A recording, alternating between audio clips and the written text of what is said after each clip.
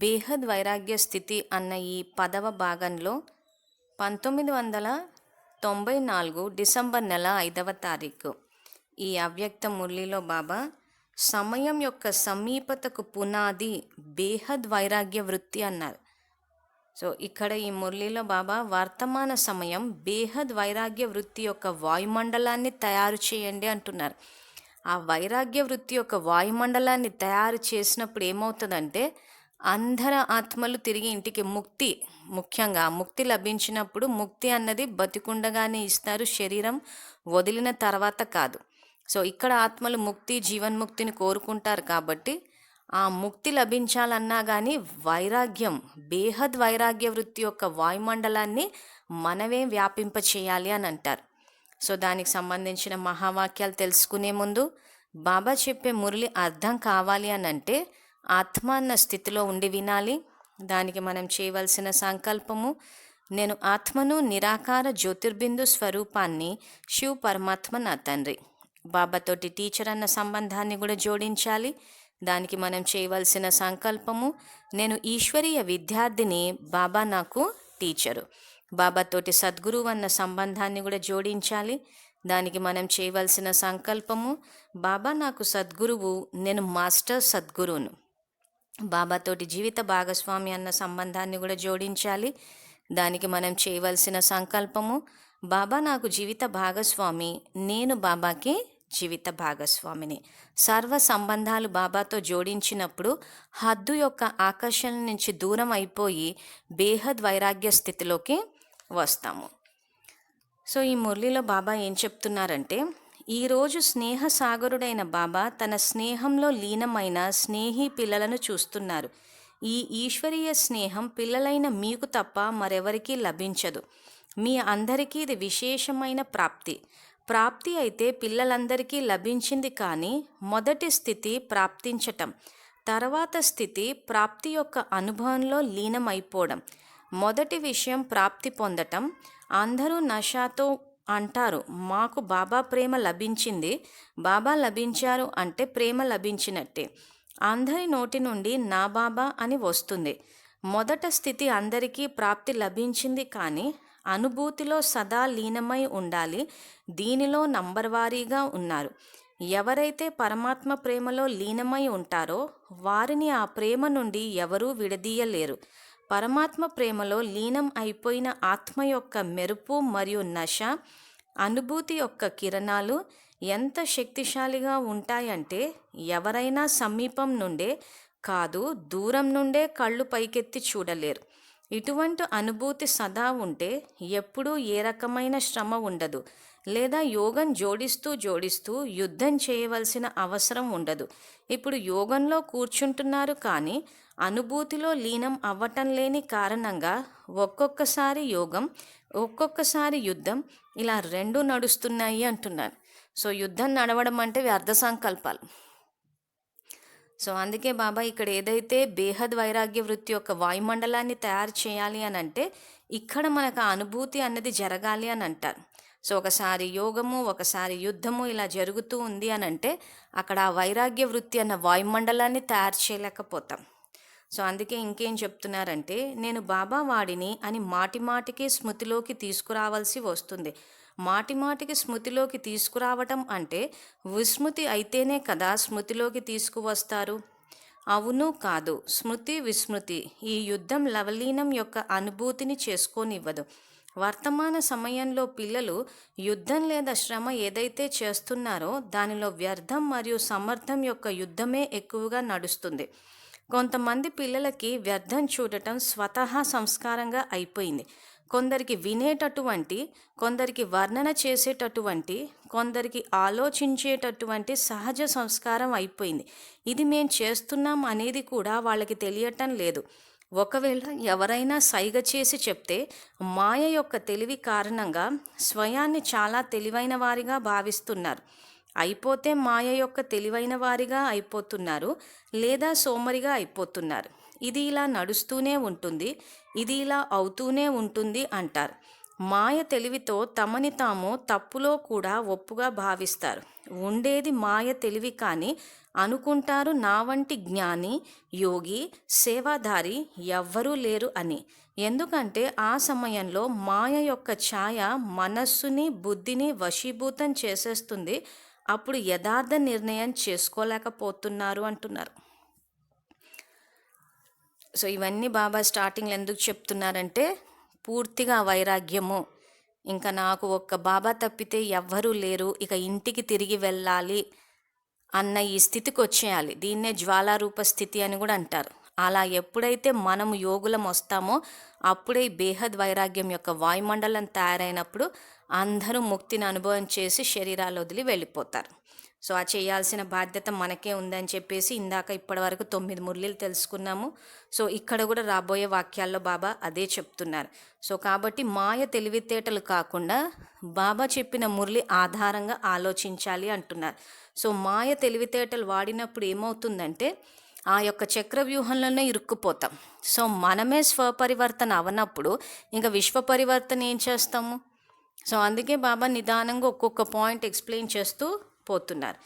మాయ యోగి లేదా మాయ జ్ఞానం యొక్క తెలివి ఈశ్వరీయ తెలివి నుండి దూరం చేస్తుంది. మాయ తెలివి కూడా తక్కువైనది కాదు.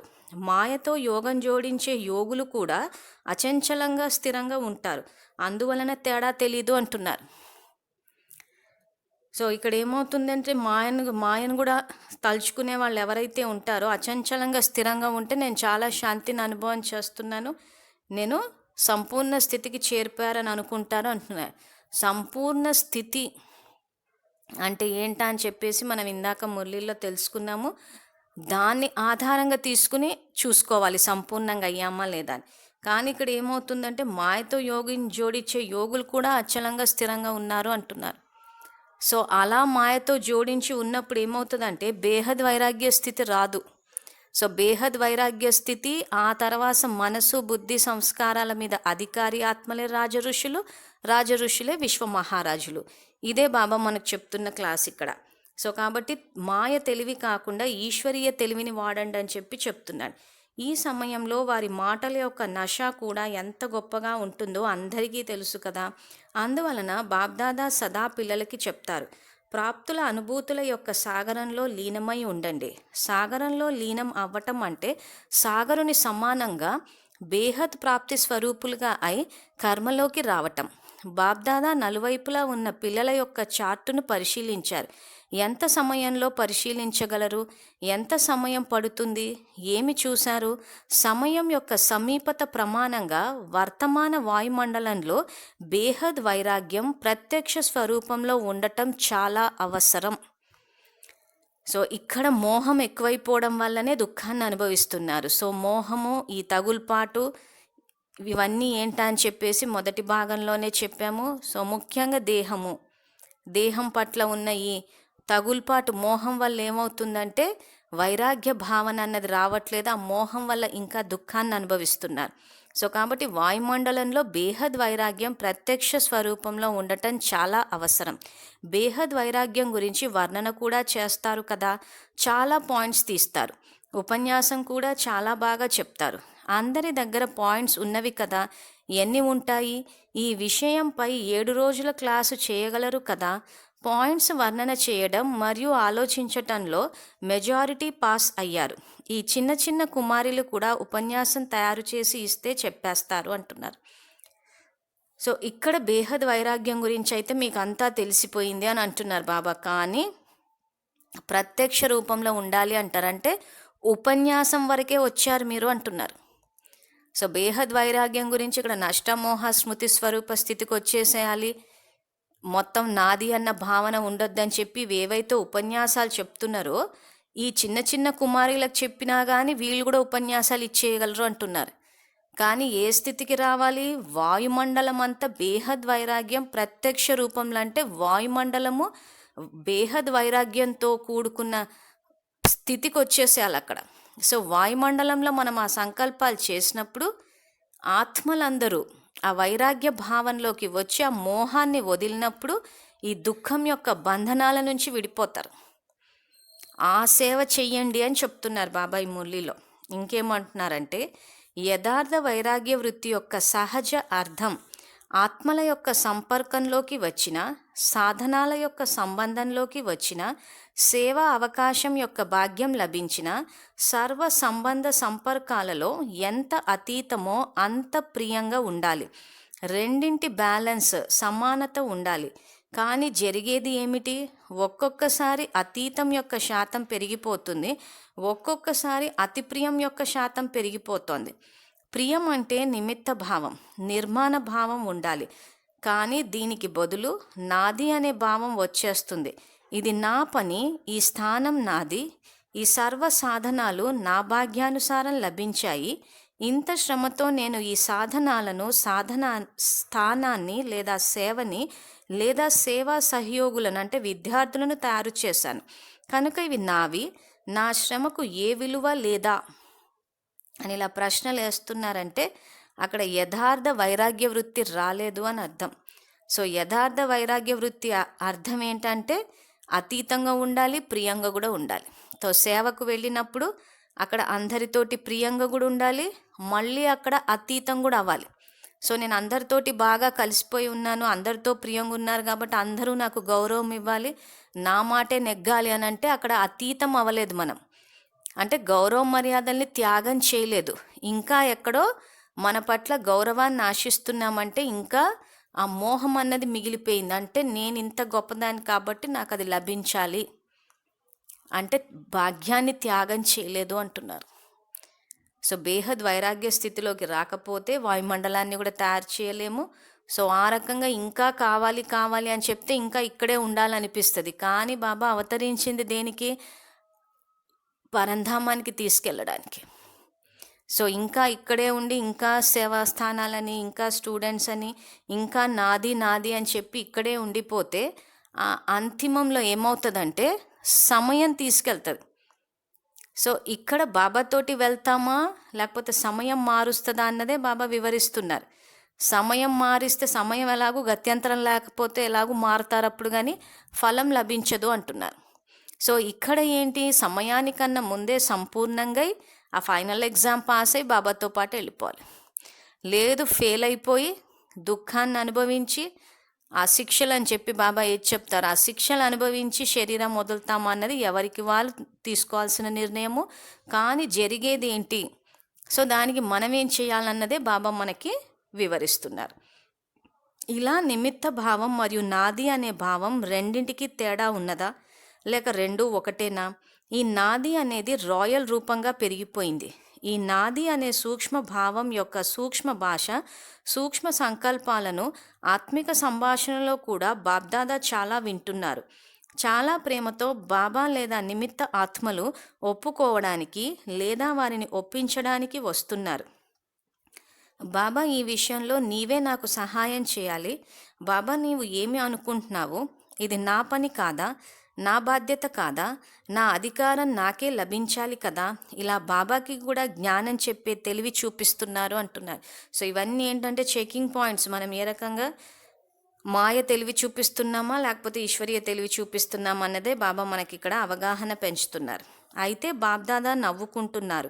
మేము నిమిత్తులం, ఏది ఎలా లభించినా, ఎక్కడ కూర్చోపెడితే, ఏది తినిపిస్తే, ఏది చేయిస్తే అది చేస్తాము అని అందరి యొక్క మొట్టమొదటి ప్రతిజ్ఞ కదా. ప్రతిజ్ఞ చేశారు కదా, లేక కేవలం ఆహార పానీయాల విషయంలోనే చేశారా? ఈ నాది అనే భావంపై వైరాగ్యమే బేహద్ వైరాగ్యం అంటున్నారు. సో నాది అనే భావం కొత్త కొత్త రకాలుగా బయటికి వస్తుంది.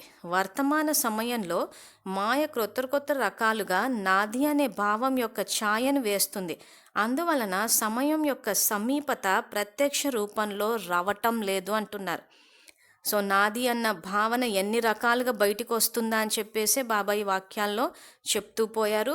సో కాబట్టి మీరు అలా నాది అన్న భావనలో ఉన్నారు కాబట్టి ఈ బేహద్ వైరాగ్యం అన్నది ప్రత్యక్ష రూపంలోకి రావటం లేదు అంటున్నారు.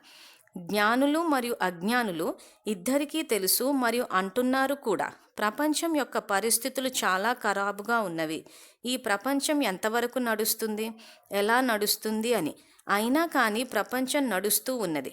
సమయం యొక్క సమీపతకు పునాది బేహద్ వైరాగ్య వృత్తి. బాబ్దాదా పరిశీలించారు. బేహద్ వైరాగ్య వృత్తికి బదులు కొత్త కొత్త రకాల చిన్న చిన్న తగుల్పాటు యొక్క విస్తారం చాలా ఎక్కువగా ఉన్నది. సో ఎవరికి వాళ్ళు వైరాగ్య వృత్తిలోనే ఉన్నారని అనుకుంటున్నారు, కానీ సో అదేంటి మాయ యొక్క తెలివి, కానీ కొత్త కొత్త చిన్న చిన్న తగుల్పాట్ల యొక్క విస్తారం చాలా ఎక్కువగా ఉన్నది అంటున్నారు. ఈ విస్తార సారాన్ని దాచివేసింది. అర్థమైందా? ఇప్పుడు ఏమి చేయాలి? ఈ తగుల్పాటు చాలా రుచిగా అనిపిస్తుంది. 1-2 సార్లు రుచి చూసారంటే అది ఆకర్షిస్తూ ఉంటుంది. సేవ చేస్తున్నారు, చాలా మంచిది, కానీ మిమ్మల్ని మీరు పరిశీలించుకోండి. నిమిత్త భావం ఉన్నదా, లేక తగుల్పాటు యొక్క భావం ఉన్నదా? బాబా బాబా అని అనడానికి బదులు నాది నాది అనేది రావటం లేదు కదా. అనుకోవటం నీది అని, కానీ అయ్యేది నాది అని. అయితే ఇప్పుడు ఏమి చేస్తారు? నాది నాది అనేది ఇష్టమా అంటున్నారు. సో ఇక్కడ బుద్ధిపూర్వకంగా నాది అన్నదంతా బాబాది అని అనుకుని ఆ రకంగా సమర్పణ భావనతోటి సేవ చేయమంటున్నారు. తర్వాత బాబ్దాదా ఇంతకు ముందు కూడా చెప్పారు, ఒక పెద్ద పొరపాటు చేస్తున్నారు, లేదా నడుస్తూ నడుస్తూ పొరపాటు జరిగిపోయింది, చేయాలి అనుకోవటం లేదు కానీ అయిపోతుంది. అది ఏమిటి? ఇతరులకు న్యాయమూర్తి అవుతున్నారు, స్వయానికి మాత్రం న్యాయవాది అవుతున్నారు అంటున్నారు. సో ఇక్కడ ఇతరుల విషయానికి వచ్చేసరికి న్యాయమూర్తి అంటే జడ్జి లాగా ప్రవర్తిస్తున్నాము, సొంత విషయానికి వచ్చేసరికి న్యాయవాది అంటే అడ్వకేట్ లాగా అవుతున్నారు అంటున్నాడు. అవ్వాల్సింది స్వయానికి న్యాయమూర్తిగా, కానీ ఇతరులకు న్యాయమూర్తి అవుతున్నారు. వీరు ఇది చేయకూడదు, వీరు మారాలి అని ఇతరుల గురించి అంటున్నారు, కానీ స్వయం గురించి అయితే ఈ విషయం పూర్తిగా సరి అయినది, నేను ఏది అంటున్నానో అదే సత్యం, వీరు ఇలా ఉన్నారు, వారు అలా ఉన్నారు అని అంటున్నారు. న్యాయవాదులు ఏమి చేస్తారు? అసత్యాన్ని సత్యంగా, సత్యాన్ని అసత్యంగా రుజువు చేస్తారు కదా. న్యాయవాదులు ఇచ్చేటటువంటి రుజువులు మరెవ్వరూ ఇవ్వలేరు, కానీ స్వయానికి న్యాయమూర్తిగా కావాలి, ఇదే పొరపాటు జరుగుతుంది అంటున్నారు. అంటే ఇక్కడ స్వభావ సంస్కారాల విషయంలో తగుల్పాటు వచ్చేస్తోంది ఇక్కడ. సో అందుకే ఆ తగుల్పాటు అన్నది పోవాలి అని అంటే స్వయానికి న్యాయమూర్తులు అవ్వాలి, ఇతరులకు న్యాయవాదులు అవ్వాలి అంటున్నారు. ఇవన్నీ ధారణా స్థాయిలోకి తీసుకురావాలి, లేకపోతే వాళ్ళు మారలేదు వీళ్ళు మారలేదు అని చెప్పేసి ఆవేశానికి లోనవుతాము, లేదా అందరూ మారిన తర్వాత నేను మారతానులే అని కూర్చుంటాము. వాళ్ళే ఎలాగూ ఇలా తప్పు చేస్తున్నప్పుడు నేనైతే ఇంకా వాళ్ళకన్నా కొంచెం బెటరే అనుకుని ఆగిపోవడం, ఇవన్నీ జరుగుతూ ఉంటాయి. ఇంత సబ్జెక్టు బాబా ఎందుకు చెప్తున్నారు? ఫైనల్ ఎగ్జామ్ పాస్ అవ్వాలని. సో ఫైనల్ ఎగ్జామ్ పాస్ అవ్వాలి అని అనుకుంటే స్వయానికి న్యాయమూర్తులు అవ్వాలి, ఇతరులకు న్యాయవాదులు అవ్వాలి. సో ఆ రకంగా సబ్జెక్ట్ని అర్థం చేసుకుంటే మనం ఎక్కడున్నామో, ఇంకా ఎంత ప్రిపరేషన్ అంటే ఇంకా ఎంత పురుషార్థం చెయ్యాలి. సో అదే ఇక్కడ బాబా వివరిస్తూ ఇంకేమంటున్నారంటే, ఇతరులను రిమార్క్ చేయడం అంటే అవగుణాలను గుర్తించడం చాలా సహజం, కానీ స్వయాన్ని మార్చుకోవాలి. దాని కొరకు స్లోగన్ స్వపరివర్తన ద్వారా విశ్వ పరివర్తన. కనుక ముందు స్వయం మారాలి. విన్నారా ఏమి చాటు చూశారో? బాబ్దాదా కూడా మాయ యొక్క ఆటను చూసి మాయ ఎంత చతురమైనదో అని నవ్వుకుంటూ ఉన్నారు. మాస్టర్ సర్వశక్తివాన్ ఆత్మలను కూడా తనవారిగా చేసేసుకుంటుంది. అందువలన ఇప్పుడు ఏం కావాలి? బేహద్ వైరాగ్య వృత్తి యొక్క వాయుమండలాన్ని తయారు చేయండి అంటున్నారు. సో ఈ వైరాగ్య వృత్తి యొక్క వాయుమండలం లేకపోవడం వల్ల ఏమవుతుందంటే, ఇంకా ఎక్కడో అవతల వాళ్ళ యొక్క విశేషతలకి తగులుపాటు, అవగుణాలకి తగులుపాటు. సో ఇవన్నీ ఫైనల్గా ఏమవుతాయంటే మన పురుషార్థాన్నే దెబ్బ కొట్టేస్తాయి. ఆ తర్వాత మనం ఆ బేహద్ వైరాగ్య వృత్తి యొక్క స్థితికి రాము. ఆ బేహద్ వైరాగ్య వృత్తి యొక్క వాయుమండలాన్ని తయారు చేసే సేవ కూడా చేయటం లేదు. అసలు బేహద్ వైరాగ్య వృత్తి యొక్క వాయుమండలం తయారు చేసే సేవ చేయాలన్న విషయం కూడా చాలామందికి తెలీదు. అంటే ఇక్కడ ఏమైంది? డెప్త్లోకి వెళ్ళలేదు.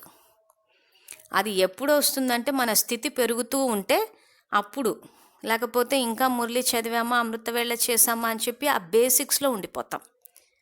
సో అమృతవేళ చేయాలా, గంటల యోగం చేయాలా, యోగి జీవితాన్ని గడపాలా అని అంటే యోగి జీవితము బేహద్ వైరాగ్య స్థితి అన్నది ఇక్కడ హై స్టాండర్డ్స్ అని చెప్పి చెప్తున్నారు. సో అందుకే ఇక్కడ ఇంకేమంటున్నారంటే, బేహద్ వైరాగ్య వృత్తి యొక్క వాయుమండలాన్ని తయారు చేయండి. ఎలా అయితే సేవ యొక్క వాయుమండలాన్ని, కార్యక్రమాన్ని తయారు చేసుకుంటారు కదా, అలాగే ఈ వైరాగ్య వృత్తి అనే బుద్ధిలో అనేది బుద్ధిలో వరకే కాదు, మనస్సు వరకు చేరుకోవాలి. అవ్వాలి మరియు చేయాలి అని అందరి బుద్ధిలో ఉంది, కానీ మనస్సులో ఈ అల ఉత్పన్నం అవటం అవసరం. అర్థమైందా? అందరూ బాగా అర్థం చేసుకున్నారా? పాండవులు శక్తులు బాగా అర్థం చేసుకున్నారు కదా. ఇప్పుడు అర్థం చేసుకుని మరల లేచి వెళ్ళిన తరువాత ఇది ఎలా అవుతుంది, ఇది చేయటం చాలా కష్టం అని ఆలోచిస్తారా? వినటం మాట్లాడటం సహజం, కానీ చేయటం కష్టం అని అనరు కదా. లేక ఇదే పరిస్థితి బాగున్నదా అంటారు. సో ఇప్పటివరకు ఏవైతే మొదటి భాగం నుంచి చేసుకుంటూ వచ్చామో, సో బేహద్ వైరాగ్య స్థితి అన్నది ఏంటని బాబాయ్ చెప్పారు. ఆ స్థితిలోకి మనం వచ్చినప్పుడు మన సంకల్పాలు వాయుమండలంలోకి వెళ్ళినప్పుడు వాయుమండలంలో ఈ బేహద్ వైరాగ్య స్థితి యొక్క అల వ్యాపిస్తుంది. ఇప్పుడు మనం దేహాభిమానంలో ఉన్నాం కాబట్టి దేహాభిమానం యొక్క అల వ్యాపిస్తుంది, దానికి తగ్గట్టు దుఃఖం వ్యాపిస్తుంది. స్థితిని మార్చాలి. ఇక్కడ మనం స్థితిని మార్చాలంటే ఏం చేయాలన్నదే ఇంత బాబా చెప్తున్నారు. సో ఇందాక 9వ భాగం గనక వింటే శక్తులు గుణాలని జమ చేసుకుని కార్యంలో వినియోగించండి అంటున్నారు. సో ఇక్కడ మనము సహన శక్తిని గనక కార్యంలో వినియోగించాం అనుకుందాం. సహన శక్తి అన్నది స్ప్రెడ్ అవుతూ ఉంటుంది, వ్యాపిస్తూ ఉంటుంది. ఇది సేవ కింద తీసుకోవచ్చు, తర్వాత వాయుమండలాన్ని సతోప్రధానంగా కూడా చేయొచ్చు. సో ఇక్కడ ఓవరాల్గా ఈ బేహద్ వైరాగ్య స్థితి అని ఏదైతే చెప్పుకుంటూ వస్తున్నామో, సో మురళీలు కొంచెం శ్రమతోటి ఏదో వినేసాము చదివేశామని కాకుండా, ముఖ్యంగా మళ్ళీ చెప్తున్నాము, ఏ విద్యార్థులైతే ఫైనల్ ఎగ్జామ్కి ప్రిపేర్ అవుతున్నారో, సో ఫైనల్ ఎగ్జామ్కి ప్రిపరేషను, ఆ తర్వాత సంస్కారాల పరివర్తన మరియు పుణ్యం ఖాతా కూడా ఉండాలి. సో ఫైనల్ ఎగ్జామ్కి ప్రిపేర్ అయిపోవడం అంటే ఇక్కడ పుణ్యం కూడా జమ చేసుకుంటూ పోవాలి, ఎందుకంటే టాప్ ర్యాంకింగ్ వేసుకుంటూ వెళ్తారు. సో అది పుణ్యాన్ని బట్టి వేస్తూ ఉంటారు. సో ఇప్పటి నుంచే మనం బాబా చెప్పినట్టు ఈ శక్తులు ఖజానాలు ఇవన్నీ వాడుతూ పోయి అప్పుడు ఏమవుతుంది, వాయుమండలము తయారవుతూ ఉంటుంది, అది సేవ అవుతుంది, పుణ్యం జమ అవుతూ ఉంటుంది.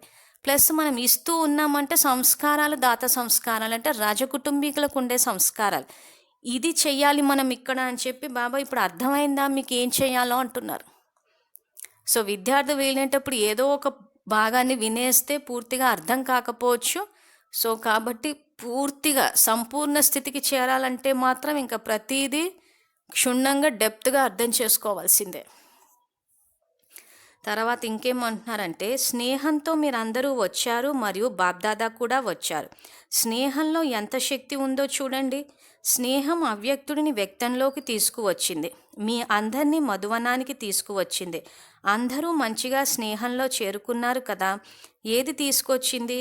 రైలు తీసుకొచ్చిందా, స్నేహం తీసుకొచ్చిందా? ఎక్కడ స్నేహం ఉంటుందో అక్కడ శ్రమగా అనిపించదు, కష్టం కూడా కష్టం అనిపించదు. ఈ 3 అడుగుల స్థలానికి బదులు 2 అడుగుల స్థలమే లభించినా కానీ ఏమనిపిస్తుంది? సత్యయుగి పాన్పు కంటే శ్రేష్టం అనిపిస్తుంది కదా. కష్టం అనిపించటం లేదు కదా. అందరూ విశ్రాంతిగా ఉన్నారా లేక కష్టంగా ఉన్నారా? ఏమి చేయము, ఉండాల్సిందే కదా అని అనరు కదా. మాటలు చెప్పండి, కష్టంతో నిద్రపోవటం లేదు కదా. భక్తి మార్గంలో కేవలం అడుగు పెట్టడానికి ఎంత శ్రమ చేస్తారు, కానీ ఇక్కడైతే పడుకోవడానికి 2 అడుగులు లభించాయి కదా. 3 కాదు కానీ 2 అడుగుల స్థలం లభించింది కదా. 2 అడుగులు అందరికీ లభించింది కదా. మీరైతే అడిగారు, ప్రభు నీ చరణాలలో చోటు ఇవ్వని. బాబా చరణాలకు బదులు పట్టపురాణిగా తయారు చేశారు. ఎక్కడైనా అయినా కానీ మధువనంలోని స్థలమే కదా. ఎక్కడ నిద్రపోతున్నా కానీ మధువనంలోనే కదా. ఇంకా బాబాకి సమీపంగా వచ్చేటటువంటి అధికారం లభిస్తుంది. ఇది కలలో కూడా లేదు కదా. అందరూ సంతోషంగా ఉన్నారా, చాలా సంతోషంగా ఉన్నారా లేక సంతోషంగా ఉన్నారా అంటున్నారు. సో ఇక్కడ ఏమవుతుందంటే, భక్తి మార్గంలో భగవంతుని దర్శనానికి వెళ్ళినప్పుడు పెద్ద పెద్ద క్యూ లైన్లు కట్టి ఆ తోపులాటలు అవన్నీ ఏంటో అన్నది మనందరికీ అనుభవంలోకి వచ్చింది. సో ఇక్కడ ఏమై ఉంటుందంటే, మధువనానికి వచ్చేసి మాకు ఇక్కడ అకామిడేషను అక్కడ దొరికింది అని చెప్పి ఎవరో కంప్లైంట్ చేసి ఉంటారు. ఆ కంప్లైంట్ చేస్తున్న దానికి బాబా ఇంత చెప్పుంటారు. సో భక్తిలో ఏ కష్టాలైతే పడ్డామో ఆ కష్టాలు జ్ఞాన మార్గంలో లేవు అంటున్నారు. సో భక్తిలో ఏమన్నాము, మీ చరణాల దగ్గర చోటు ఇవ్వమని చెప్పి అడిగితే ఇక్కడ ఏం చేశారు, పట్టపురాణిగా అంటే హృదయంలోనే చోటు ఇచ్చాడు ఆయన. సో ఇంకా ఆ రకంగా ఆయన చరణాల దగ్గర కాకుండా ఆయన హృదయంలో చోటిచ్చినప్పుడు ఇంకా ఫిర్యాదులకు స్కోప్ ఏముంది అంటున్నారు. సో అక్కడైనా హృదయంలో చోటు ఇచ్చారన్న విషయాన్ని గుర్తించకుండా ఇక్కడ పడుకోవడానికి నాకు ఇక్కడ ఇచ్చారు అకామిడేషన్, అక్కడ ఇచ్చారు, ఇక్కడ ఇచ్చింటే బాగుండు, అక్కడ ఇచ్చింటే బాగుండు అని చెప్పి ఇవన్నీ ఏవైతే కంప్లైంట్స్ ఇచ్చారో అలాంటి కంప్లైంట్స్ వచ్చినప్పుడు ఇక్కడ మనం గమనించాల్సింది ఏంటంటే బాబా భక్తిలో చరణాల దగ్గర చోటు ఇవ్వమంటే హృదయంలో చోటు ఇచ్చారు ఇక్కడ. సో అందుకే చాలా సంతోషంగా ఉన్నారా అని చెప్పి అడుగుతున్నారు. ఇంకేమంటున్నారంటే, అయితే 2 అడుగుల స్థలం బదులు 1 అడుగు స్థలం లభించినా కానీ రాజీ అవుతారా? కూర్చునే నిద్రపోతారా? కొంతమందికి కూర్చుంటే నిద్ర బాగా వస్తుంది, పడుకుంటే నిద్ర రాదు. యోగంలో కూర్చోగానే నిద్ర ప్రారంభం అవుతుంది. 5 రోజులు అఖండ తపస్సు చేయాల్సి వస్తే తయారేనా? అందరూ తయారేనా? భోజనం దొరక్కపోయినా పర్వాలేదా? వ్రతం పెట్టుకుంటారా? 5 రోజులు తినరు, అయితే ఇప్పుడు భోజనం తయారు చేయకండి, అంగీకారమే కదా. అలా అనకూడదు అని అనుకుంటున్నారా?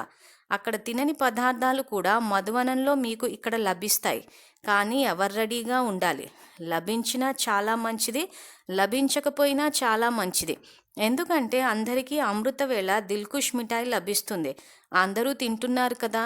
మరియు మొత్తం రోజంతా సంతోషం యొక్క భోజనం లభిస్తుంది, అప్పుడు నడవగలరు కదా. సో ఇది బాబా ఇక్కడ అంతిమంలో ఏమవుతుందంటే, ఒకసారి బాబా ఇంక అందరినీ కలిసేసి వెళ్ళడానికి మౌంట్ అబూలో వస్తారు. ఈ సాధు సన్యాసులు, ఈ నష్టమోహులు వీళ్ళంతా మౌంట్ అబూకి చేరుకుంటారు. సో అటువంటి సమయం కూడా రానున్నది అంటున్నాడు ఆయన. అప్పుడు 1 అడుగు స్థలం కూడా దొరకకపోవచ్చు.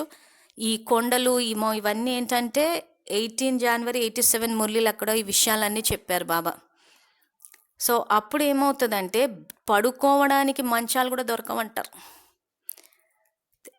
ఆహారం విషయానికి వచ్చేసరికి ఒక మురళిలో బాబా బోన్విటా అని చెప్పి ఎక్స్ప్లెయిన్ చేస్తూ దాని అర్థం ఏంటంటే బెల్లం నీళ్ళు. సో ఏది ఉన్నా కానీ ఆ స్థితికి రెడీ అవ్వాలంటారు. సో అంతిమంలో అక్కడికి వెళితే బాబా ఏదైతే ఆ టచ్ వస్తుంది అంటున్నారో, బుద్ధి లైన్ క్లియర్గా ఉంటే, ఎవరికైతే ఇంకా దేహం పట్ల, ఆహార పదార్థాల పట్ల మోహం ఉంటుందో, అమ్మో అక్కడికి వెళ్తే పరిస్థితులు ఎట్లా ఉంటాయేమో, మనకు ఉండడానికి చోటు ఉంటుందో లేదో, తినడానికి తిండి ఉంటుందో లేదో అని ఇలా ఆలోచించే వాళ్ళు ఆగిపోతారు. సో అందుకే ఇక్కడ ఏం చెప్తున్నారు, కొన్ని మురళీలు అదే చెప్తారు, ఈ మధువనం అంతా నిండిపోయి పడుకోవడానికి కూడా చోటు ఉండదంటారు, తినడానికి కూడా ఆహారం ఉండకపోవచ్చు. అంటే మరీ బాబా అక్కడేం మాడకొట్టరు, కానీ ఇప్పుడు ఇంట్లో కూర్చుని 10 రకాలు వండుకు తిన్నంత ఇదైతే ఉండదు, ఎందుకంటే ఇంక అది ఎండింగ్. సో అక్కడ ఏమవుతుంది, ఆ నష్టమోహులే వస్తారు. సో నష్టమోహులకు ఎలాగూ స్థానం పట్ల, ఆహార పదార్థాల పట్ల మోహం అన్నది ఉండదు కాబట్టి ఆ అతీంద్రియ సుఖం, ఆనందంలో ఉంటారు కాబట్టి ఇవన్నీ పెద్దగా ఏం లెక్కలోకి రావు. అందుకే ఇప్పుడే ఆ స్థితికి వచ్చేయమంటారు. లేకపోతే ఒకవేళ అంతిమంలో బ్రహ్మబాబా ఒకవేళ మనకు ఆ సంకల్పం టచ్ అయినా కానీ ఇలాంటి విషయాల మీద అక్కడ పోతే అకామిడేషన్ ఏమవుతుంది, ఫుడ్ ఏమవుతుంది, ఎలా ఉంటాము, ఏమవుతుంది అని వీటన్నిటిని తలుచుకుని భయపడ్డామంటే ఉండిపోతాం. అందుకే ఇప్పుడే ఆ దేహం పట్ల, ఆ స్థానం పట్ల, మనకు అక్కడ 2 అడుగులు దొరుకుతుందో దొరకదో, రూమ్ ఎవరు బుక్ చేస్తారో అనే ఈ స్థలం పట్ల, తర్వాత ఆహారం పట్ల ఇది ఏదైతే తగులుపాటు ఉందో వీటన్నిటి నుంచి పైకి బేహద్ వైరాగ్య స్థితిలోకి రావాలి అంటారు. అంటే అంతిమం కోసం తయారు చేస్తున్నారు. సో ఎటువంటి పరిస్థితులు అంటే 1 అడుగు స్థలం లభించినా కానీ రాజీ అయిపోవాలి. ఇది నష్టమోహ స్థితి అంటే. లేదు నాకు ఒక రూము, నాకు ఇలాంటి కంఫర్ట్సే ఉండాలి, నాకు ఇక్కడే ఉండాలని ఇలా ఆలోచిస్తే మాత్రం ముందుకు అడుగు వేయలేం. సో దాని గురించే బాబా ఈ వాక్యాలన్నీ చెప్పారు. సో ఫైనల్గా ఇంకేమంటున్నారంటే, నలువైపులా ఉన్నటువంటి సర్వశ్రేష్ఠ భాగ్యవాన్ ఆత్మలకు సదా సర్వప్రాప్తుల యొక్క అనుభూతులలో సదా లీనమయ్యే శ్రేష్ఠ ఆత్మలకు సదా పరిశీలన శక్తిని, నిర్ణయ శక్తిని తీవ్రం చేసుకునే సమీప ఆత్మలకు, సదా సేవలో సమర్థంగా చేసే నిమిత్త ఆత్మలకు, సదా అతీతం మరియు అతిప్రియం యొక్క సమానతను ఉంచుకునే వారికి, ఆశీర్వాదాలకు పాత్రులు అయిన ఆత్మలకు బాబ్దాదా యొక్క ప్రియస్మృతులు మరియు నమస్తే.